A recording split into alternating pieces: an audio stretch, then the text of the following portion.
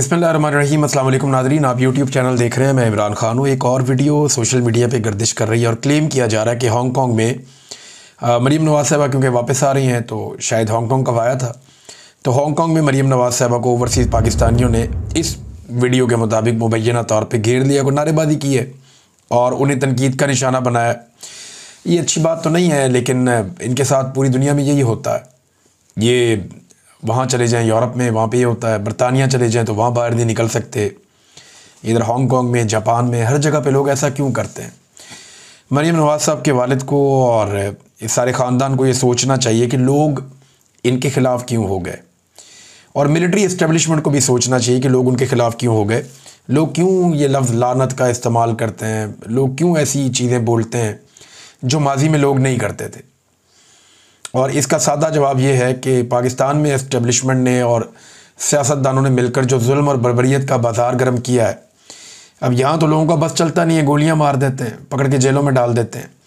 तो जिन मुल्कों में जमहूरियत है वहाँ पे लोग अपने दिल की भड़ास निकालते हैं। ये चीज़ें नामुनासिब हैं, लेकिन जो कुछ पाकिस्तान में किया जा रहा है वो उससे ज़्यादा नामुनासिब है। इस सिलसिले को रोकें ताकि नफ़रत की ये आग मज़ीद ना फैले। अगर आप ये सिलसिला नहीं रोकेंगे तो ये आग फैलती जाएगी। खुद ये दुनिया फिर रहे हैं, सैर सपाटे कर रहे हैं, लेकिन कोई रिपोर्ट्स के मुताबिक, और रिपोर्ट स्टेटमेंट की है पाकिस्तान का जो स्टेट बैंक है उसकी ये रिपोर्ट है मुबैना तौर पे, पंजाब ने जो कर्ज़ा लिया वो 405 अरब रुपए का है और ये 38 दिनों में लिया है।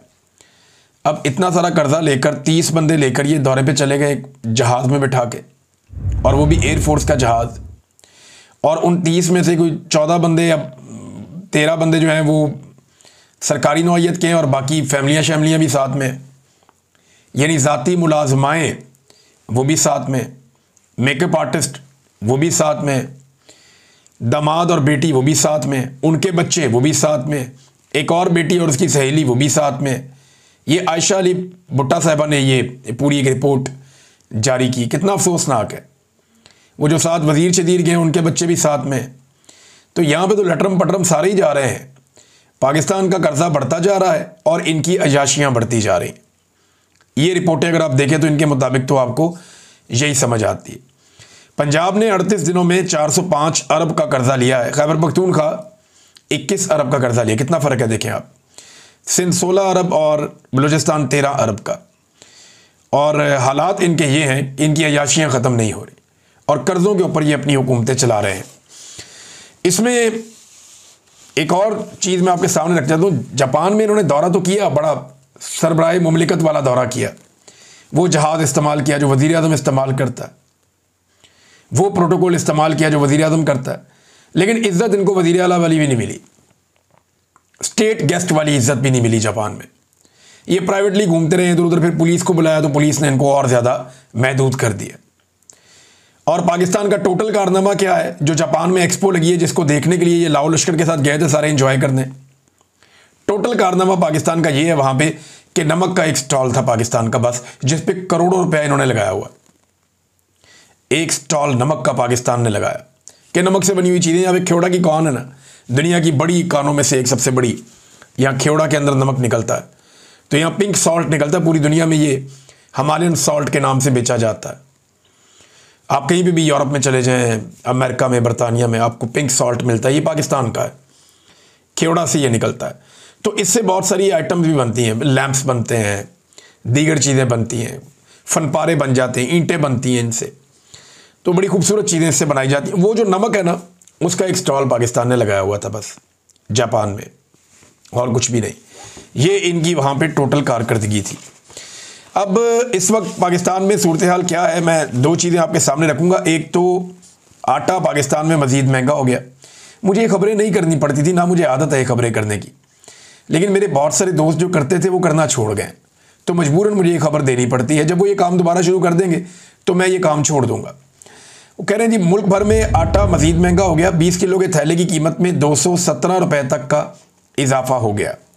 यानी आप ये समझ लें लगभग 11 रुपये किलो आटा मज़ीद बढ़ गया है, और ये गुज़िश्ता चंद दिनों के अंदर हुआ है। और आटे की कीमत में एक बहुत बड़ा इजाफा हुआ, और इसकी एक और वजह यह कि गंदम की कीमत में भी इजाफा हुआ है। गंदम की जो फ़ी मन कीमत है वो 2200 रुपये से बढ़ के 2800 रुपये हो गई है। ये पाकिस्तान की मीडिया ने इसको रिपोर्ट भी किया है। यानी 20 किलो का आटे का थैला जो इमरान खान के दौर में 1100 रुपये का था, बड़ा रोला पड़ा हुआ था, अभी ये और महंगा हो गया है।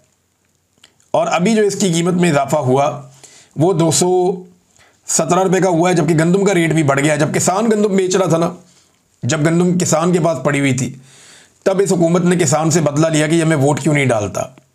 तो किसान से बदला लेते हुए हुकूमत ने गंदम जो किसान को पड़ती थी 3000 रुपये में, उसकी कीमत कम करके 2200 रुपये कर दी। बेचारे किसान ने अपना नुकसान के अंदर गंदम बेची, 2200 रुपये मन के हिसाब से गंदम किसान ने बेची हुई है। और अब वो कीमत बढ़ा, बल्कि किसान को तो 2000 मिला कई जगह पे, अब वो कीमत बढ़ा के 2800 रुपये तक पहुंचा दी गई, ताकि वो जो मिडल मैन है या जो माफिया है जिसने किसान से फ़ायदा उठाया और सस्ती गंदम खरीदी हुकूमत की हठधर्मी की वजह से, अब वो फ़ायदा उठा रहा है। और उसको जो फ़ायदा दिया गया वो 50% का फ़ायदा दे दिया गया। यानी अगर किसी ने 1 करोड़ की गंदम खरीदी है तो अब उसके ऊपर वो बड़े आराम से 40 लाख 50 लाख रुपया बना सकता है। ये पाकिस्तान के साथ ये कर रहे हैं, किसान को तबाह किया, बर्बाद किया। यही गंदम की कीमत जो है वो अगर चंद माह पहले होती, अप्रैल मई जून में होती, तो किसान पैसे कमा लेता, लेकिन तब ऐसा नहीं किया गया। तब गंदम को सस्ता सस्ता सस्ता किया गया। जब किसान की पसली टूट गई, उसका बेड़ा गर्क हो गया, तो उसके बाद अब गंदम की कीमत बढ़ा दी गई, ताकि जो मिडल मैन है या जो माफिया है या जो मिलों के मालिकान हैं जिन्होंने गंदम इकट्ठी कर ली थी, अब वो इसमें से पैसा बनाया और पैसा बन रहा है। पाकिस्तान के किसान को मार क्यों पड़ती है? पाकिस्तान में ना माफियाज बैठे हुए हैं और वो माफियाज पाकिस्तान के किसान को मारते हैं। मिसाल के तौर पे 2 बड़ी अहम खादें हैं। हम जायज़ा ले लेते हैं इंडिया और पाकिस्तान में इन खादों की कीमत का, कि इंडिया में ये खाद कितने की मिलती है और पाकिस्तान में ये खाद कितने की मिलती है। देखिए ना, बीच में एक लकीर है ऐसे करके, उस लकीर के उस तरफ भी किसान रहते हैं, लकीर के इस तरफ भी किसान रहते हैं। उधर वाला किसान कितने में खरीदता है यूरिया और डीएपी, और इधर वाला किसान कितने में खरीदता है यूरिया और डीएपी। ज़रा ये कीमतों का मुवाजना करते हैं। एक बड़ी इंपॉर्टेंट खाद है डीएपी। डीएपी खाद जो है वो तमाम किसान जानते हैं कि ये क्या है, और उन सब ने अपनी अपनी फसलों में ये डालनी होती है। पाकिस्तान में इस वक्त इसकी जो एवरेज कीमत है वो 13,800 रुपये है। 50 किलो की एक बोरी होती है, 50 किलोग्राम की, 13,800 रुपये पाकिस्तानी ये डीएपी की कीमत है पाकिस्तान में। अगर भारतीय रुपयों में इसको कन्वर्ट करें, वो भारत का पैसा पाकिस्तान के मुकाबले में ताकतवर है, तो भारतीय रुपयों में अगर आप इसको कन्वर्ट करें तो इसकी कीमत बनती है 4,275 रुपये भारतीय रुपयों में। अब भारत में ये कितने की मिल रही है डीएपी? भारत में डीएपी की कीमत भारत ने लगाई है 1350 रुपये। हमारे यहाँ पे 13,800 रुपये, भारत में है 1350 रुपये। और अगर उसे आप पाकिस्तानी कीमत में कन्वर्ट करें तो ये 4,358 रुपये है, अगर पाकिस्तानी पैसों में आप कन्वर्ट करें तो। यानी 3 गुना से भी ज़्यादा महंगी है पाकिस्तान में डीएपी। जितने की डीएपी भारत अपने किसानों को बेच रहा है, उससे 3 गुना से ज़्यादा कीमत पे पाकिस्तान में किसान वही वाली डीएपी खरीद रहा है। यानी जो खाद भारत का किसान 100 रुपये में लेता है, पाकिस्तान का किसान वही खाद 350 रुपये में लेता है। कितना बड़ा फ़र्क है। तो फिर बेचारा किसान जाएगा कहाँ पे? मार ही खाएगा ना। अब भारत के अंदर यूरिया की कीमत क्या है? यूरिया की जो बोरी है 45 kg वाली, 46 kg वाली, इसका ये रेट होता है, इसका वजन ये होता है। तो भारत में ये मिल रही है 266 रुपये 50 पैसे की एवरेज प्राइस है। 266, 267, जो सबसे अच्छी है 268, ये इतने रुपए की भारत में मिल रही है एक बोरी यूरिया की। और पाकिस्तान में यही बोरी जो है वो पाकिस्तानी रुपयों में अगर आप देखें तो वो मिल रही है 5,000 रुपये की। कहाँ 266, 267 रुपये, और कहाँ पे 5,000 रुपये एवरेज पाकिस्तान में यूरिया की बोरी मिल रही है। अब आप कहेंगे कि पाकिस्तान का पैसा जो है वो सस्ता है, तो वो भी कर लेते हैं। जो भारत में मिल रही है ना 266 रुपये की, तो पाकिस्तान में भारतीय पैसों में अगर आप देखें तो 860 रुपये की मिल रही है। यानी यहां पे भी लगभग 3 से 4 गुना का फर्क है। भारत जो यूरिया अपने किसानों को 100 रुपये में दे रहा है, पाकिस्तान को तकरीबन 400 रुपये में दे रहा है। यह है जनाब पाकिस्तान और भारत के अंदर फर्क खादों की कीमत का, और इसकी वजह से पाकिस्तान का किसान मार खाता है। और पाकिस्तान की हुकूमत जो है, माफिया यहां पैसा बना रहा है। फौजी फर्टिलाइजर एक बहुत बड़ी कंपनी है, सारे उसके नीचे आते हैं, बाकी धड़ाधड़ पैसा बन रहा है, धड़ाधड़ पैसा कमा रहे हैं। हालांकि पाकिस्तान जो है वो भारत पाकिस्तान से कुछ चीज़ों में आगे तो नहीं है, टेक्नोलॉजी में आगे तो नहीं है, वो बहुत सारी चीज़ें बाहर से इंपोर्ट करता है, लेकिन वो अपने किसानों को सस्ती खाद दे रहा है ताकि वहां पे कीमतें चीज़ों की कम रहें। पाकिस्तान कहता है किसान को खाद हमने महंगी देनी, बिजली हमने महंगी देनी, डीजल हमने महंगा देना, तमाम स्प्रे, अद्वियात, हर चीज़ हमने किसान को महंगी देनी, लेकिन हमने किसान से फसल सस्ती लेनी है। और इसकी एक बड़ी वजह यह भी है कि किसान खड़े भी नहीं होते। एक दफ़ा खड़े होकर इनके बाजू को झटका देना और इनकी तसल्ली करवाएं एस्टेब्लिशमेंट की कि इंसान बनो यार, हम है मुल्क के मालिक, हमारा बेड़ा गर्क कर दिया तुमने पकड़ के, हर चीज़ क्या तुमने ही कमानी है। तो ये पाकिस्तान के किसानों को भी खड़ा होना पड़ेगा जैसे भारत के किसान खड़े हो जाते हैं। अब मिलिट्री एस्टेब्लिशमेंट के हवाले से एक बड़ी इंटरेस्टिंग खबर है, मैं पढ़ के सुनाता हूँ, मुझे तो बड़ा मज़ा आया खबर सुनने के बाद। नादरीन, ये खबर है जनरल नदीम अंजुम के बारे में। और जनरल नदीम अंजुम जो है ये DGISI थे जब इमरान खान साहब की हुकूमत का खात्मा किया गया, फिर ये रिटायर हो गए। इनकी भी एक्सटेंशन की ख्वाहिश थी जो अधूरी रहेगी, रिटायर हो गए DG साहब, और आजकल इनका कोई पता नहीं है किधर है। लेकिन इनके दौर में मुझे जबरी तौर पे लापता किया गया, अरशद शरीफ इनके दौर में शहीद हुए, इनके दौर में इमरान खान साहब को गोलियां लगी, इनके दौर में जो है वो पाकिस्तान तरीके इंसाफ का रजीम चेंज कर दिया गया। तो जनरल नदीम अंजुम साहब कोई बड़े मकबूल आदमी पाकिस्तान में नहीं। लेकिन मज़े की बात यह है कि PTI हो गई या जमहूरियत पसंद हो गए, वो इनको गालियां दें, बुरा भला कहें तो बात समझ आती है। अब कैप्टन सफदर इनके खिलाफ हो गए। कैप्टन सफदर कहते हैं जावेद चौधरी को इंटरव्यू देते हुए कि जनरल नदीम अंजुम अगर ना चाहते तो आपकी हुकूमत ना होती। ये उनसे सवाल किया गया चौधरी साहब की तरफ कि जनरल नदीम अंजुम अगर ना चाहते तो आपकी हुकूमत ना होती, आपको बड़ा सपोर्ट किया, वो आपके मोहसिन हैं, ये जावेद चौधरी साहब ने कहा। तो कैप्टन सफदर कहते हैं कि नदीम अंजुम सपोर्ट करते तो 2/3 अक्सरियत आ जाती। मैं नहीं समझता कि नदीम अंजुम इतना कॉम्पिटेंट जनरल था कि वो इतने बड़े मुल्क का मुस्तकबिल अपने हाथों में लेकर कामयाबी से हिमकनार करता। यानी ये इलेक्शन जो 2024 का हुआ तब भी Nadeem Anjum was the DGISI, पूरा इलेक्शन चोरी हुआ। तो अब भी नून लीग उनको भी गालियां दे रही है। जनरल बाजवा को तो ये गालियां दे ही रहे थे, अब ये जनरल नदीम अंजुम को गालियां दे रहे हैं। जो मौजूदा DGISI और फील्ड मार्शल है ये भी खातिर जमा रखें, जैसे ही इनके इक़्तिदार का सूरज ग्रूब होगा इनको भी गालियां पड़ेंगी और यही जमातें देंगी, क्योंकि इनको हाजिर ड्यूटी माई बाप चाहिए। हाजिर ड्यूटी माई बाप, यानी जो इस वक्त ओहदे पे बैठा हुआ है उसको ये माई बाप बनाते हैं। जनरल नदीम अंजुम के बारे में ये चू नहीं कर सकता था कैप्टन सफदर और बाकी लोग, लेकिन जैसे ही जनरल नदीम अंजुम गया अब उसको भी गालियां दे, जनरल बाजवा को भी गालियां दे। ये जो अभी जर्नैल मौजूद है ना, इनको एक मशवरा है, या तो ये सारी जिंदगी रिटायर ना हो, बंदोबस्त कर दें कि हमने रिटायर होना ही नहीं, या फिर ये अपने आप को इस बात के लिए तैयार रखें कि यही सियासी जमातें जो बातें ये आजकल तन्हाई में उनसे कर लेते हैं ना, ये कल को उन्होंने सस्ते दामों सौदा कर देना है और ये सारी चीज़ें पब्लिक के सामने रखेंगे, फिर बड़ा मज़ा आएगा। और हमेशा ये ऐसा ही करते रहे हैं तो मोटी खोपड़ी है ना, बात समझ नहीं आती, तो अच्छी बात है, इसी तरह चीज़ें जो हैं वो एक्सपोज होती हैं। नाज़रीन, इसहाक डार साहब ने दौरा किया बांग्लादेश का और उन्होंने कहा जी दिल साफ़ करना चाहिए। 1974 में भी बातचीत हो गई थी, 2004 में मुशर्रफ साहब ने भी अफसोस का इजहार किया था, लेकिन बांग्लादेश ने इसके मुकाबले में कोई मुतालबात कर दिए। बांग्लादेश ने 3 बड़े मुतालबात रख दिए पाकिस्तान के सामने इसहाक डार के दौरे के बाद। और ताल्लुकात की नॉर्मलाइजेशन के मामले में बांग्लादेश ने 1971 में माफ़ी का मुतालबा कर दिया। उन्होंने कहा पाकिस्तान 1971 के वाक़यात पर बाकायदा माफ़ी मांगे। जो 1971 में बांग्लादेश में वाक़यात हुए थे, इससे मिलते जुलते वाक़यात बलूचिस्तान में, कबायली इलाकों में, पाकिस्तान में होते हैं आजकल।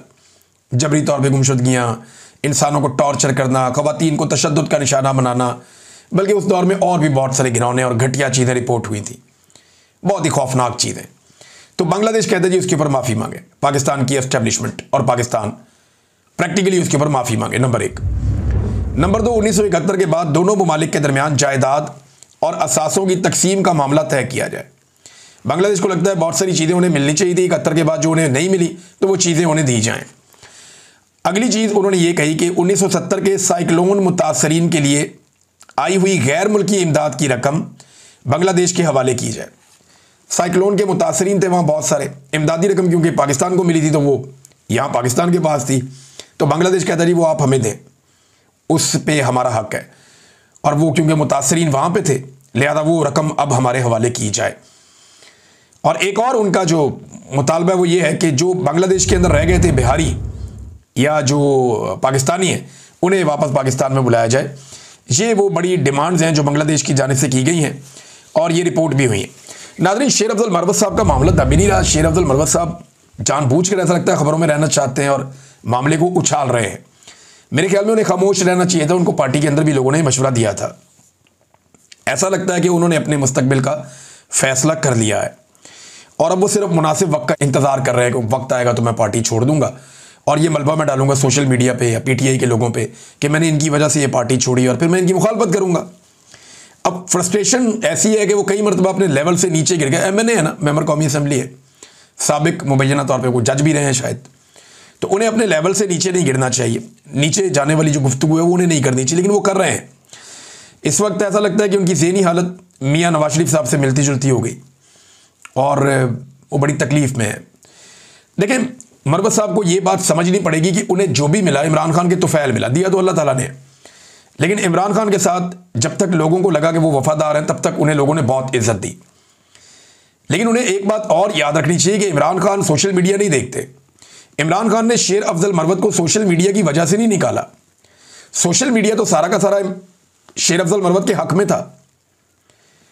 पहले इमरान खान ने शेर अफजल मरवत को निकाला, फिर सोशल मीडिया ने शेर अफजल मरवत के बारे में नेगेटिव सोचा और जब शेर अफजल मरवत साहब ने लगातार ऐसी जुबान इस्तेमाल की और ऐसी चीज़ें की जिससे इमरान खान साहब सच्चे साबित होते चले गए। देखिए, ये डिसीजन इमरान खान ने लिया था, ये पॉपुलर डिसीजन नहीं था। इमरान खान की पार्टी भी नहीं चाहती थी शेर अफजल मरवत को निकाला जाए, सोशल मीडिया भी नहीं चाहता था शेर अफजल मरवत को निकाला जाए और शेर अफजल मरवत साहब भी पार्टी में रहना चाहते थे। लेकिन इमरान खान वो पहले आदमी है जिसने ये फैसला किया कि शेर अफजल मरवत को पार्टी से निकाल दो। इमरान खान साहब ने शेर अफजल मरवत से मुलाकातें बंद कर दी और शेर अफजल मरवत साहब को पार्टी से निकाल दिया। उस वक्त तो सोशल मीडिया शेर अफजल मरवत के साथ था, लेकिन फिर हमने देखा, देखते ही देखते शेर अफजल मरवत साहब ने बहुत सारे ऐसे काम किए कि इमरान खान साहब का फैसला पाकिस्तान तहरीक इंसाफ के सोशल मीडिया को और जो आम सोशल मीडिया पाकिस्तान का, चाहे वो ओवरसीज है चाहे पाकिस्तान में है, उन सबको लगना शुरू हो गया कि इमरान खान ने वो देख लिया था जो हमने नहीं देखा और फिर वो भी शेर अफजल मरवत पर तनकीद करना शुरू हो गए। और मरवत साहब ने इमरान खान साहब को वक्त के साथ साथ बदकिस्मती से दुरुस्त साबित किया है। अभी उन्होंने एक दावा कर दिया दोबारा से, मरवत साहब ने, उन्होंने कहा जी कि ये जो इमरान खान साहब के अकाउंट है इनसे जो कमाई होती है इसका हिसाब किताब नहीं देते जो सोशल मीडिया को हैंडल करने वाले लोग हैं, जिसमें वो जबरान इलियास साहब हैं, अजहर मशवानी साहब हैं या बाकी लोग हैं, कि जनाब इमरान खान साहब का जो सोशल मीडिया है उसके ज़रिए से जो कमाई आती है, ट्विटर से, यूट्यूब से, इधर उधर से, फेसबुक भी है, बाकी अकाउंट्स भी हैं, तो ये जो कमाई आती है इस कमाई का कोई हिसाब किताब नहीं लिया जाता। ये उन्होंने एक दावा कर दिया। अब इस पे जो है वो अजहर मशवानी साहब ने इसका जवाब दिया है और वो ये कहते हैं कि मैं ये बात क्लियर करना चाहता हूँ कि इमरान खान या तहरीक इंसाफ का सोशल मीडिया का कोई अकाउंट या प्लेटफॉर्म मोनेटाइज्ड नहीं है। मोनेटाइज ये होता है कि उसमें पैसे नहीं आ सकते, उस पर इश्तिहारात नहीं चल सकते। लिहाजा इमरान खान या तहरीक इंसाफ के सोशल मीडिया का कोई भी अकाउंट मोनेटाइज नहीं है। इन अकाउंट का मकसद इमरान खान का पैगाम फैलाना है, ना कि पैसे कमाना। फिर अजहर मशवानी साहब कहते हैं कि मैंने शेर अफजल नामी शख्स को जवाब ना देने की पॉलिसी अपना रखी है और 8 फरवरी के इलेक्शन से पहले से लेकर अब तक, लेकिन आज जवाब इसलिए दे रहा हूं क्योंकि इसने इमरान खान के सोशल मीडिया अकाउंट्स के हवाले से झूठ बोला है। शौकत बसरा साहब ने भी एक शेर अफजल मरवत साहब को चैलेंज कर दिया। उन्होंने कहा जी कि पार्टी से निकलने के बाद मरवत साहब एक एजेंडे पे हैं और चैलेंज ये है कि अगर वो वाकई पठान है, उन्होंने पठानों की बहुत तारीफ की और ये कहा कि अगर वो वाकई पठान है तो इमरान खान की दी हुई सीट छोड़कर इलेक्शन लड़े, अगर ये काउंसलर बन गया तो मैं सियासत छोड़ दूंगा। तो ये एक बहुत बड़ा चैलेंज है शौकत बसरा साहब का, लेकिन मुझे नहीं लगता कि शेर अफजल मरवत साहब ये चैलेंज कबूल करेंगे, ना उन्हें करना चाहिए, क्योंकि वो अच्छी तरह जानते हैं कि इस वक्त सिचुएशन क्या है खैबर पख्तूनख्वा में। इमरान खान को छोड़ के इलेक्शन लड़ना तो ये बड़ा खौफनाक काम हो जाएगा, ये तजर्बा उन्हें नहीं करना चाहिए। एक और नाजरीन खबर है और वो खबर वजारत मवासलात के हवाले से। इमरान खान के दौर में ये वजारत मुराद सईद के पास थी। ये वो वाहिद वजारत है जिसमें 1 टके की करप्शन ही निकाल सका। मुराद सईद ने बड़ी ईमानदारी के साथ अपनी वजारत चलाई है, बल्कि मुझे जब आखिरी दिन था प्राइम मिनिस्टर का, वहाँ पे जो फौजी अमला होता है, जो प्राइम मिनिस्टर के साथ एक MS होता है, एक डिप्टी MS होता है, ये लोग बैठे हुए थे। इन्होंने मुझे खुद यूनिफॉर्म वाले लोगों ने बताया, उन्होंने मुझे बताया कि अगर कोई हीरा था तो वो ये था मुराद सईद। मैंने कहा जी कैसे? मैं और अरशद शरीफ दोनों वहाँ पे थे, शायद एक दो और लोग भी थे, कोई गवाही दे देगा शायद। तो उन्होंने कहा जी कि ये वो आदमी है जिसने अपनी वजारत में से पानी की एक बोतल भी नहीं पी, और इसने करप्शन को बिल्कुल अपने आसपास हर जगह पे जीरो किया, मुराद सईद। तो बहरहाल मुराद सईद के बाद फजलुर रहमान साहब का बेटा आया उस वजारत में, और अब उस वजारत में एक इंक्वायरी हो रही कि पीडीएम के दौरे हुकूमत के दौरान वजारत मवासलात में अरबों रुपए के घपलों का इंकशाफ हो गया। ये पीडीएम का दौरे हुकूमत शुरू कब हुआ? ये अप्रैल 2022 में इमरान खान साहब की हुकूमत खत्म होने के बाद मुराद सईद की जगह पे मौलाना फजलुर रहमान साहब के बेटे को लाकर उस सीट पे बिठाया गया। अब एस्टेब्लिशमेंट डिवीजन ने बताया कि जनाब यहाँ पे भर्तियां की गई हैं बड़ी गैर कानूनी तरीके से, और ये जो भर्तियां की गई हैं इसका सिलसिला शुरू हुआ और अगस्त 2023 तक जारी रहा, जब तक ये लोग हुक्मरान रहे।